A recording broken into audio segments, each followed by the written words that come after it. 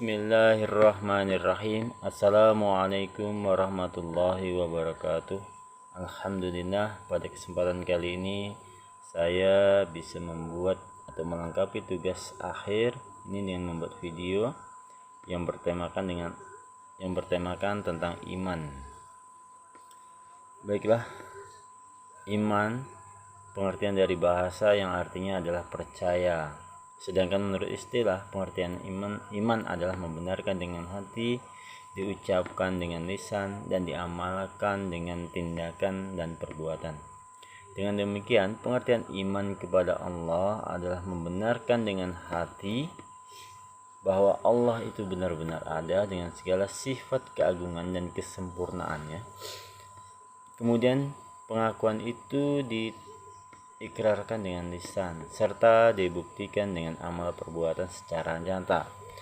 Contoh, kalau kita percaya kepada Allah, kita akan melakukan segala sesuatu bentuk perintahnya dan menjauhi setiap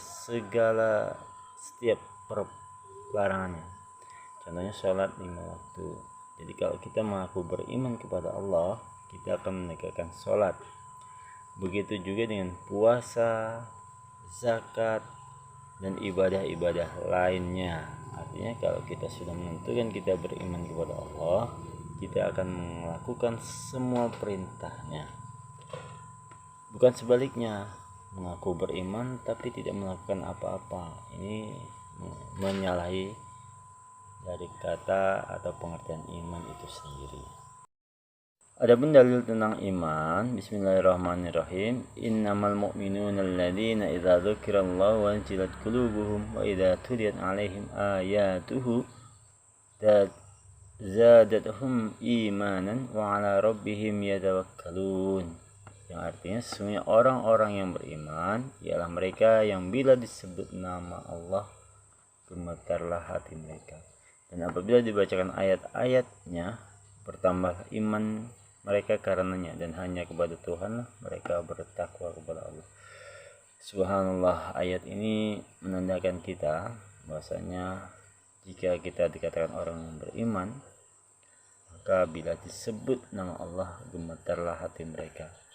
Nah, sekarang kita bisa tanya pada diri kita sendiri, sebutlah kata-kata Allah, apakah bergetar hati kita? Nah, itu adalah salah satu bukti bahwasanya kita beriman kepada Allah.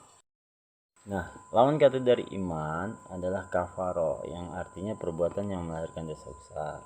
Dan kafir yaitu sebutan oleh orang-orang non-muslim. Kufar yaitu orang non-muslim dan melakukan perbuatan dosa besar. Adapun kita muslim seandainya melakukan dosa besar, salah satu dosa besar yaitu syirik itu menyekutukan Allah. Itu adalah salah satu bentuk dosa besar. Dan Allah mengampuni semua dosa-dosa manusia kecuali dosa syirik kepadanya. Dan kita terhindar dari sifat-sifat yang buruk ini. Nah, hadis atau dalil tentang kufur, bismillahirrahmanirrahim. Wa idza ta'adzana rabbukum la in sakartum la azidannakum wa la in kafartum inna 'adzabi lasyadid. Dan ingatlah ketika Tuhanmu memaklumkan, sesungguhnya jika kamu bersyukur niscaya aku akan menambah nikmat kepadamu. Tapi jika engkau mengingkarinya, nikmatku, maka pasti azabku sangat pedih. Mudah-mudahan kita menjadi orang yang selalu bersyukur kepada Allah dengan menjalankan semua perintahnya, dengan beriman kepadanya, dan mudah-mudahan kita terhindar dari sifat kufur ini.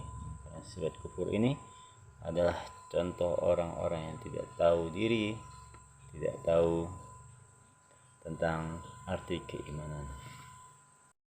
Kemudian pengertian nifak yang biasa kita sebut dengan munafik ya. Jadi munafik ini sama halnya lain di mulut, lain di hati. Adapun ciri-ciri orang munafik itu ada 3. Yang pertama adalah apabila berkata ia bohong, apabila berjanji ia ingkar, dan apabila dipercaya dia berkhianat.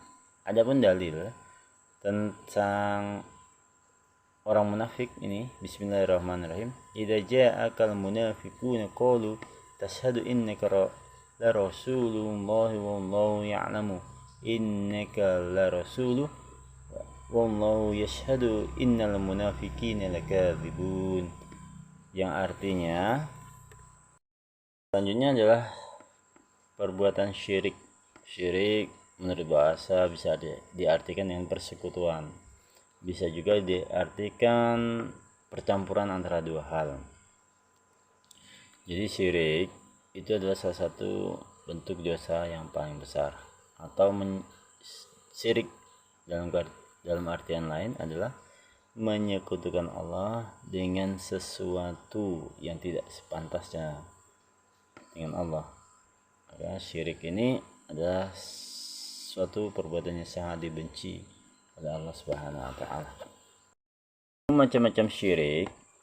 Yang pertama adalah syirik uluhiyah, yaitu menyekutukan Allah Subhanahu wa taala dalam arti meyakini adanya Tuhan lain selain Dia sebagai pencipta alam semesta. Kemudian ada yang kedua syirik rububiyah, yaitu menyekutukan Allah Subhanahu wa taala dalam arti meyakini adanya Tuhan lain selain Dia sebagai pemelihara dan pengatur alam semesta. Yang ketiga syirik ubudiyah, yaitu menyekutukan Allah Subhanahu wa taala dalam arti meyakini adanya Tuhan lain selain Dia sebagai yang disembah.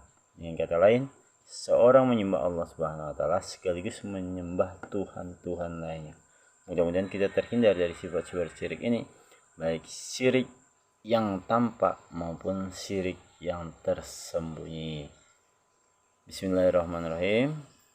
Terima kasih atas perhatiannya. Mohon maaf apabila banyak kekurangan dan kesalahan. Wabillahi taufiq wal hidayah. Assalamualaikum warahmatullahi wabarakatuh.